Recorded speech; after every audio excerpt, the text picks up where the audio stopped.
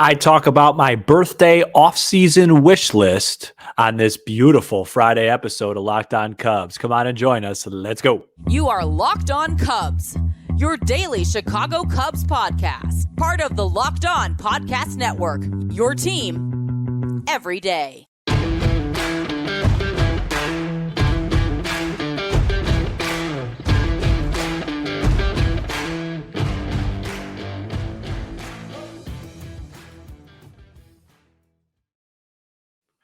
You are Locked On Cubs, part of the Locked On Podcast Network, your team every day. I'm Sam Mulber. It's been a while solo. Please support the show by following on your preferred audio platform, and you can watch, subscribe, and leave a comment on YouTube. Thanks so much for making us your first listen. We are lifelong fans taking our passion into a discussion with you on all things Cubs. Today's episode is brought to you by FanDuel. Make every moment more. Right now, new customers get $150 bonus bets with any winning $5 moneyline bet. That's $150 if your team wins. Visit FanDuel.com/lockedon to get started. Welcome in. Happy Friday to everybody out there. A fun episode today. This week flew by. I don't know if you guys feel that way, but I sure do. I have a lot to discuss on today's episode, and by a lot, I mean not that much, really, when I think about it. I'm going to just talk about two things. Thursday, as you guys know, and thank you so much to everybody in the comments that wish me a happy birthday. It was very cool to wake up and see that was my birthday. And so I thought, why not? On Friday, talk about some birthday off-season wishes that I have for this team. Matt and I have talked ad nauseum about Soto and Alonso, and him and Ty talked about Yamamoto, and we're going to be spewing out names all off season long. But I felt, since this is a solo show that I'm doing with nobody else, I want to tell you guys what I want and what I think is best for this team. So I have a few birthday wishes, a belated birthday, the big 3-0. What does Sam want to see between now that the World Series is over? And congratulations, by the way, to the Texas Rangers for taking care of business against the Snakes. Easy work, 4 out of 5. Corey Seager, 2-time World Series MVP. What a player. Here's my off-season wish list, if you will. Wish number 1, easy, simple. Margins, margins, margins. Now, I understand, Jed Hoyer, if you're watching. Hey, Sam, thanks. Thanks for telling us we need to get better on the margins. How do you want to do that? I know, Jed. I don't really have the greatest answer for that. That's why you make a lot of money, and I'm here behind a microphone at 3:27 p.m. on a Thursday. So I'll say this. First thing, you guys know what I want to see with the margins. Can't happen, and that's a new skipper. That's not going to happen. It's going to be David Ross. So my first wish list, my first bullet point of my first wish is David Ross doing better at his job, optimizing lineups more consistent lineups, have the right guys hitting in the right spot. Ian Happ, not a 3-hitter. Nico Horner, not a leadoff hitter. I understand that most teams have platoons right and left. I get that. But try and stick to the same lineup as much as you can. Get guys in a rhythm, okay? Hit guys in the right spot. Cody Bellinger shouldn't be hitting cleanup if Ian Happ's hitting third. That doesn't make sense to me. Get your best guys. Do a better job of giving your team the best chance to win every single day, okay? And then that transitions to David Ross and Jed Hoyer. Bullpen. Get your bullpen right out of spring training. I've said it dozens of times. Try not to have a situation where by June 15th, our 7, 8, and 9 guy is completely different than April's 7, 8, and 9 guys. And it's not even due to injuries. It's just due to performance, right? Get that right out of spring. Identify the right talent. Catch lightning in a bottle earlier, because I don't think the Cubs are going to be in the market to add a very expensive bullpen arm in the offseason. I think it's something where you just have to be in a good position in the in the beginning of the season. And then, as I tweeted out the other day, once you're a contending team and it hits July, you start adding bullpen. add bullpen, add bullpen, add bullpen. You cannot add enough bullpen during the season. And I am a huge fan of Jed Hoyer. I've said it on this show multiple times. I think he's done a really good job rebuilding this organization. But one thing that was unforgivable, and please don't spare me the luxury tax excuse, was to not add a reliever, add bullpen help outside of Jose Cuas at the deadline. If they added maybe 2 more arms, they would have made the playoffs, and the team that was in the World Series wouldn't have made the playoffs. So that's one thing that I think absolutely has to be fixed. The other thing is just overall clutchness, base running, stealing bases, not getting thrown out on the bases. I think one thing that I think was very, very apparent, especially it started in that Colorado series over at Coors Field, was just the Cubs stopped playing fundamental baseball, right? Suzuki's drop ball. Swanson was sloppy down the stretch. You can't just be good defensively and good fundamentally for 142. You got to be there for 162. So just overall, my number one wish list, more than any specific player, is for this team to tighten up on the margins, win more one-run games, win close ball games, and have a record that actually matches their run differential. So that's number one. Number 2 on the wish list. Have you ever seen Austin Powers? It's number 2. Number 2. Okay, not funny. Nobody's laughing. I have nobody to laugh at me during the show like Matt does. So I have no idea if anybody's laughing. That's the part that's hard about doing a solo show. Shout out to Ryan Rosillo. He does the best solo sports podcast, I think, in the country. Listen to it all the time. Number 2. I want a bat in addition to bringing back Bellinger. If you can't bring back Cody Bellinger, I need 2 bats. And when I say bats, I'm talking real life production. We've talked about it. Alonso, Soto, whoever else there is, free agency, trade. This team, if you bring Cody Bellinger back, is still missing a major bat. Which bat do I want it to be? Yes, it's the big one. It's Juan Soto. It's the guy that didn't even have a good year by his standards last year and still was better than anybody on the Cubs by a significant margin. The reason why you want to add a bat like that, besides the obvious, is it just makes everybody's life easier. And it's funny because baseball's never thought about that as a sport. It's basketball, right? It's like, hey, we're going to go add so-and-so. We have Steph Curry on our team. So we have Steph Curry on our team. It's going to be easier for the rest of the guys, right? Because he just brings so much attention. He's going to draw layups. He's going to set guys up. It's not that apparent in baseball, but it still helps. When Seiya Suzuki and Cody Bellinger and Ian Happ and Dansby Swanson aren't the focus, and Juan Soto is, they're going to get more pitches to hit. They're going to get more fastballs. They're going to get more opportunities to deliver because the teams are going to go into those series and say, make sure Soto doesn't beat us. You know what I mean? Make sure that doesn't happen. I mean, Moises Alou had some unbelievable years with the Cubs hitting behind Sammy Sosa, even when Sammy Sosa was past his prime, because it's still terrifying, right? That's still a part of the game. It's a very old school part of the game that I think a lot of analytics people don't really appreciate, but it's a very real part of the game. If you surround people with talent, it makes everybody else better. And I think for somebody like Suzuki, it makes his life easier because he's not the center of attention. He could hit 2, he could hit 4, he could hit 6. It doesn't matter. He just needs to do his job because everybody's attention is going to be on Juan Soto. So I think adding a guy like that, in addition to bringing on Cody Bellinger, and then you have, depending on who you give up, Bellinger, Soto, Suzuki, Happ, Swanson, Horner, all in the same lineup. And that's when you start to look at, okay, let's look at the last World Series champions, right? Seager, Simeon, Garcia. They got that guy, Evan Carter, Garver.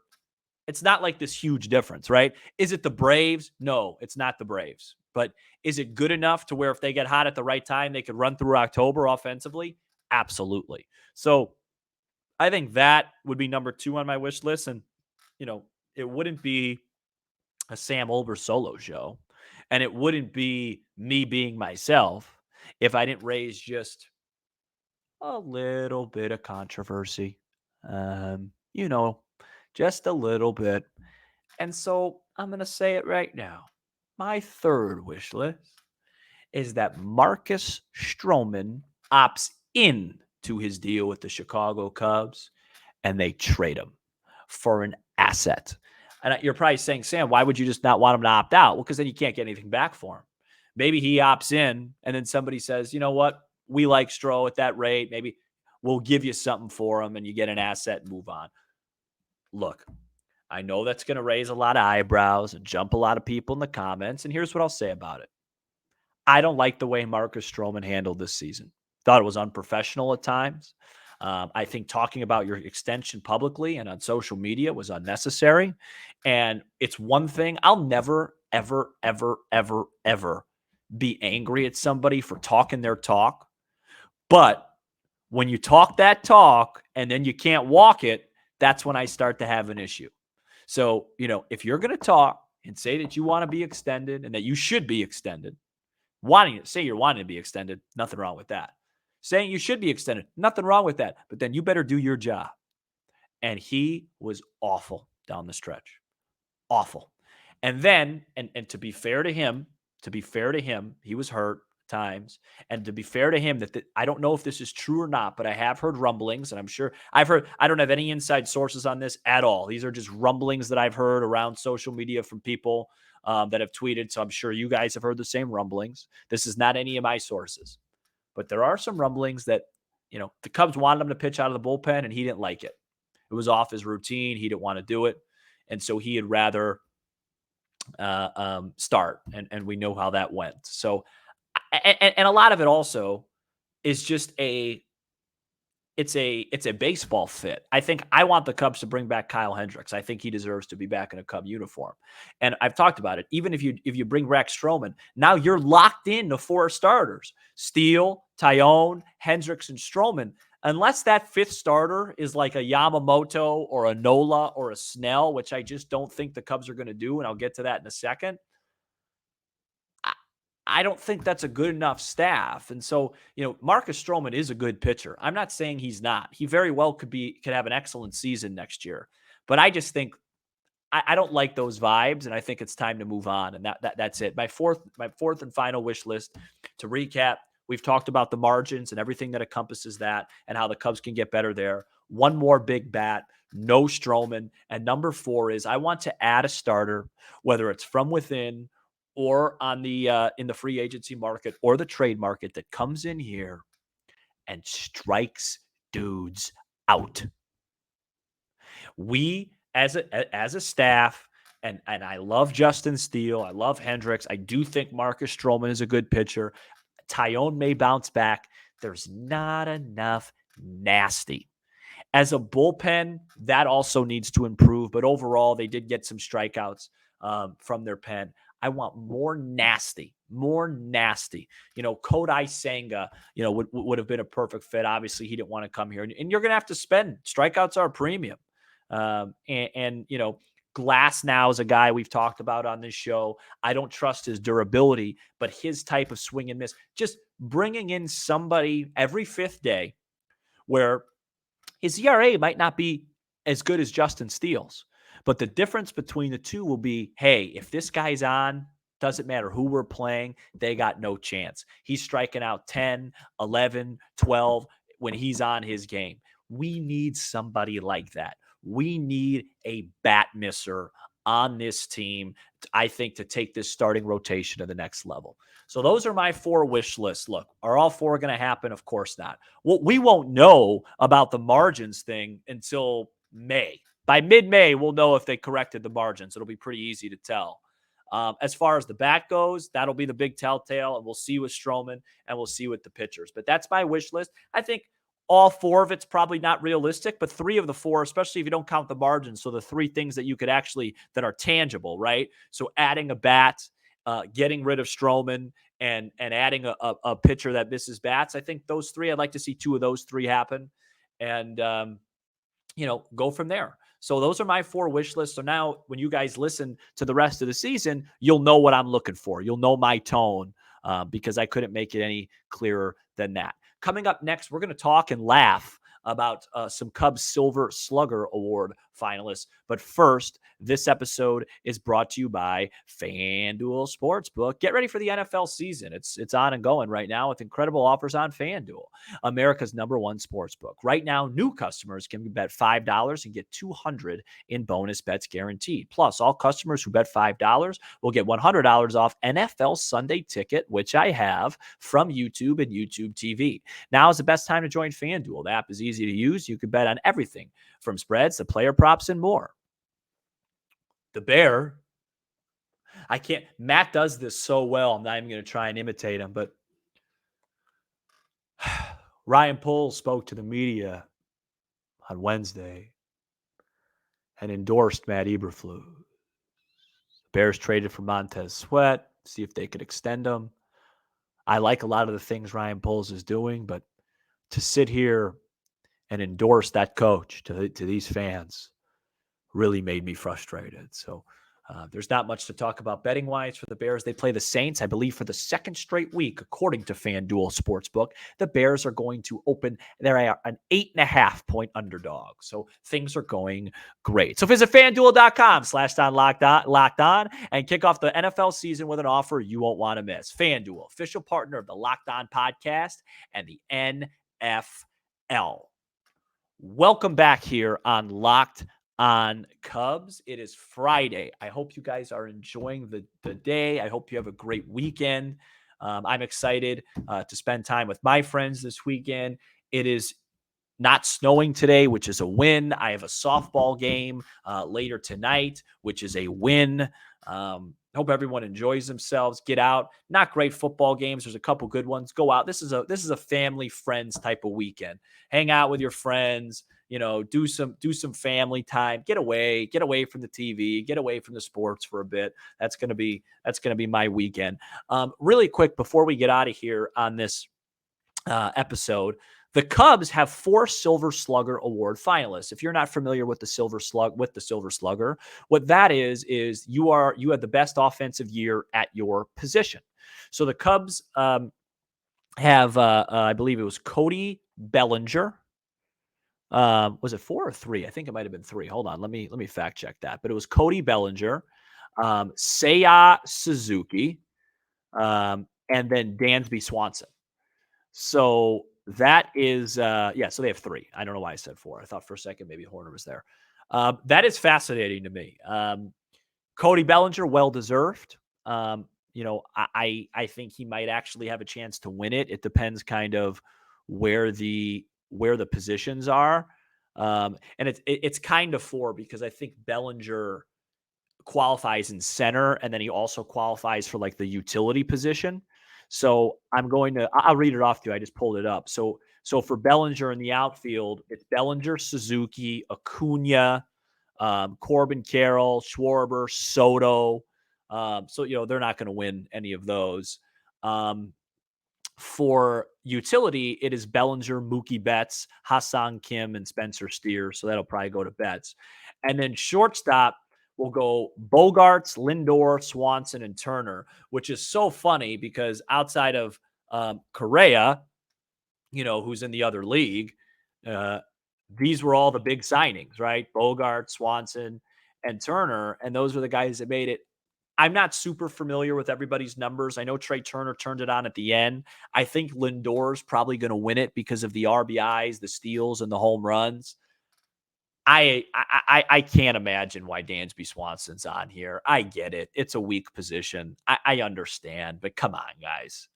Finished the year in the 240s, 20-something home runs. Let's just real quick look up. I mean, I can't imagine. That just doesn't feel right. It almost feels like the Ian Happ situation. I mean, Lindor hit 254. He had 31 home runs, 98 driven in, 806 OPS, 31 steals. So, there's no contest there. But I just find it funny that he was even nominated. But, good for him, I guess. I think people, because of the Dansby Swanson thing, in all seriousness with Swanson, I really like him. I think he's a really cool, down-to-earth guy, and I'm glad the Cubs have him. I just thought that he struggled down the stretch. And then the reason it kind of became a bit is because people were so mortified. Like it was just sacrilegious that I criticized Dansby Swanson. And then that's where I just was like, guys, I'm not talking about Ernie Banks here. Okay. I'm not talking about Stan Musial. Like I'm talking about Dansby Swanson. He's a very nice player, but he is not prone to, he can be criticized. So then that's why it became kind of a bit. It's the same thing with Stroman. I have nothing against Stroman. It's just that people are so funny and passionate when you criticize him that it just makes you almost want to do it more. Cause it's like, you can criticize these guys. Like that's what I'm here to do. That's what I am asked to do.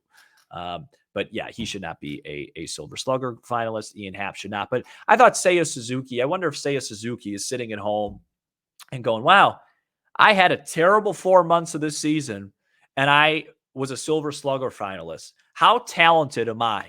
Imagine if I put this together for 140 straight games. I mean, you can't be great all the time in baseball, but it just shows you when he figured it out, boy, did he figure it out.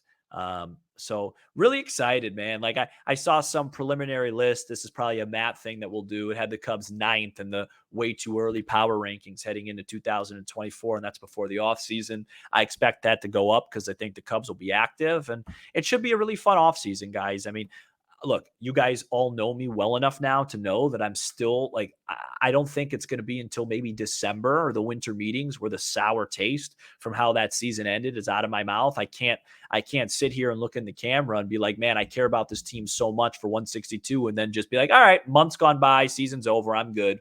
I'm not good. I'm still not good.